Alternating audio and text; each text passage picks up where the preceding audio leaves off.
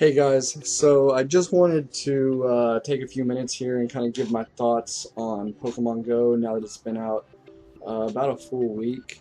Um, so right off the bat, let me just say that I really enjoy it, um, and I've loved being able to walk around and find all the Pokestops and drive to the gym, just right down the block from me, and have my Pokemon battle other teams and then be able to leave them at the gym. Like, it's a very rewarding game.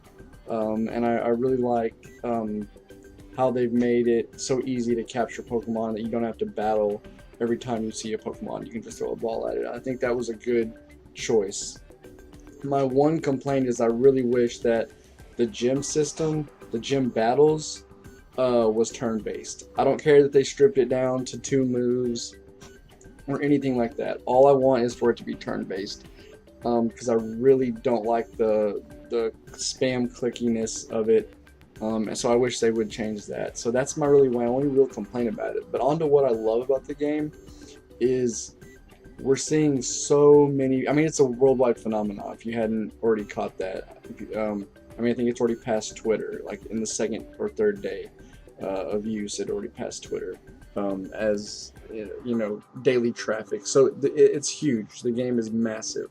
But with that, it's not just, oh cool, you're part of a trend, or it's cool to play Pokemon.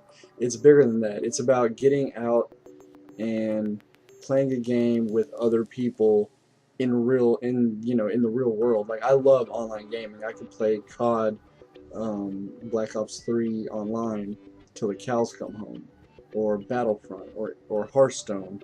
But you still, even with a headset, you still really don't get that interaction the same way you can when 5, 10, 500 people, as I've seen videos of, meeting up in like a central park in your city and all getting together and sharing stories and laughing and trading tips.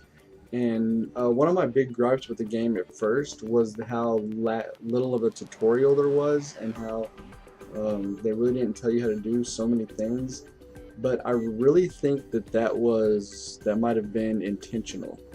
And if it was intentional, then it was pure genius, because by making the mechanics of it a little mysterious, you force people to kind of work together and trade stories back and forth about what they think worked, how they found a Pokemon in this area, etc., etc. But and I even saw there's like a meme going around of a kid realizing that the old theme song for the Pokemon TV show. One of the lines was, "You teach me and I teach you Pokemon." If you've seen the show, you know exactly what I'm talking about. And then it had a picture of like Ash looking shocked,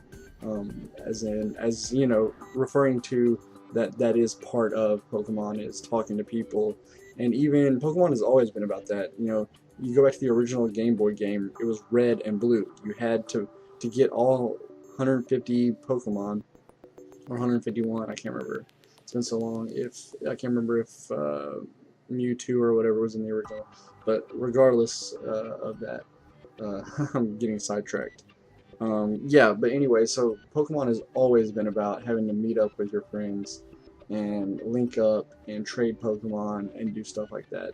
So, and I do hope they put trading in the game. I know that they have said they are, but I really hope they do it in a way that prevents people from like cheating, and not even so much cheating, but just, I don't want it to get ridiculous where people are like selling their Pokemon to people, or giving new accounts, um, you know, uh, like level 1,000 Pokemon, or people creating a bunch of fake accounts so that they can get all the starters. Like, I feel like that you're gonna open yourself up to a lot of weird things like that. So they need to make sure that it's tightly regulated. Um, Maybe you can only trade Pokemon with someone who's in a similar level to you. Like, if you're level 10, you can trade with like a level 8 and a level 12, but you can't trade with like a level 20 or a level 1. Something like that would be cool. and maybe the Pokemon that you trade have to be within like a few hundred CP of each other, something like that. Would just make it seem a lot more fair trading system, like people weren't gaming the system a little bit. And another shout out to Niantic, or however you say it, is the fact that the microtransactions are really optional. Like I've already spent like $8, but it was purely because it was like 1 o'clock in the morning. I didn't want to get out of bed, and I needed Pokeballs and incense. I could have easily gotten in my car and drove to a Pokestop, but I didn't. I didn't want to, and I had that choice. And the fact that they made it where you can't buy candies and you can't buy dust, I think that was really awesome of them, and I'm super glad they did that. But anyways, my time is up here, guys. Thank you for watching, and don't forget to subscribe.